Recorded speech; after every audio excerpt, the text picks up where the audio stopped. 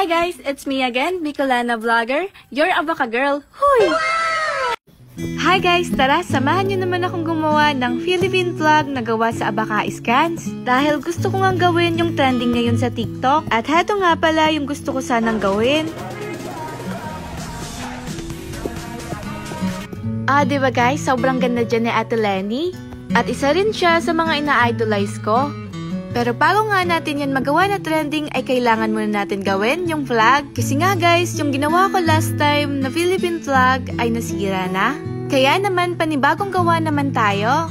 Pero sa paggawa nga ngayon ay iba yung gagawin natin. Imbes nga direktang ilalagay na lang dito sa lamesa tulad ng dati ay iba ngayon. Napagdesisyonan ko nga na kupit-kupitin na lang.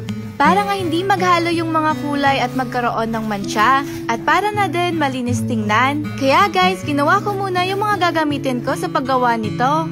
At para nga mabilis na lang ay pinagsama-sama ko na lang nga sila sa isang lamesa. Para isahang gawa na lang. Sa paggawa nga pala namin nito ay medyo pinakapalan ko na. Para nga walang butas-butas at magandang tingnan. Kapag ganito nga palang makapalang ginagawa namin ay nagdadagdag pa din kami ng glue. Kasi kapag nagkulang guys ay siguradong hindi yan titigas. In short guys, kapag malambot ay maghihiwalay-hiwalay sila. Nung ginawa nga pala namin ito ay katatapos pa lang ng bagyo. Kaya pasensya na po kung medyo makalat ha. Hindi pa nga kasi namin nalilinis lahat. Gawa nga nang marami pa rin ng mga orders na nakapending. Kaya nung uminit nung kinaumagahan ay talagang tinaga-tiyagahan namin sa paggawa. At ayan na nga pala guys, nilipat na namin yan dito sa net. Pakalipas nga guys ng halos isang oras ay natuyo na. Kaya naman tara, tanggalin na natin yan sa net at para magupit na. Bago ko nga pala yan guys gupitin ay tinupi ko muna sa dalawa. Kasi bala ko nga gumawa ng dalawang Philippine flag. At ayan na, tinupi ko pa din nga pala yung nasa taas. Pagkatapos, tsaka ko naman ito ginupit. Pagkatapos ko nga palang ginupit itong pula ay sinunod ko naman itong kulay blue. Same process lang nga pala guys yung ginawa ko dito sa blue. At ayan, pinatong ko nga pala yung pula na kaninang ginupit natin dyan sa ibabaw ng kulay blue. Para nga pareho yung gupit at para na din mapantay.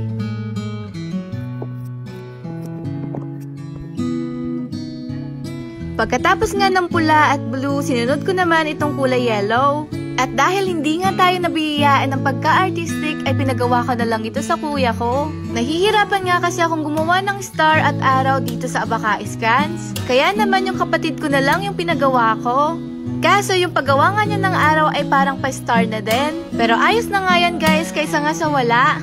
Habang siya nga yung gumagawa, ay ako naman dito ay pa-video-video lang sa Gedli. At biglang napairap nga ako dyan kasi itong isa kong kapatid ay napakakulit. Inaasal nga kasi ako na pangit daw ako dito sa video. At yan palang binabalatan niya ay stick para dito sa vlog. Yan kasi yung magsisilbing hawakan.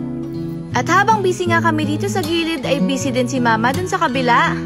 Sinasampay niya nga kasi ulit yung mga Abaka Scans na hindi pa natutuyo. Kapag bigla nga kasing umuulan ay kinukuha na namin ito kahit hindi pa masyadong natutuyo. Kaya guys, kapag biglang uminit ay bibilad na naman namin ito. At heto na nga pala guys yung kapatid ko, tinatapos na niya nga yung ginagawa naming flag. Kasi konting kempot na lang yan guys ay matatapos na yan. At siya na nga lang din gumapit nito para nga pantay kasi nga hindi tayo artistic. Ganda lang kasi ang meron, charot. Nang matapos na nga lahat ng pagugupit ay nassemble na niya. Bago nga namin lagyan ng glue at etiket. Malapit na nga pala kami dito matapos pero si mama hanggang ngayon hindi pa rin matapos-tapos. Medyo madami-dami kasi yung isasampay niya. At ayan na nga guys, nilalagyan na nga pala namin yan dito ng glue.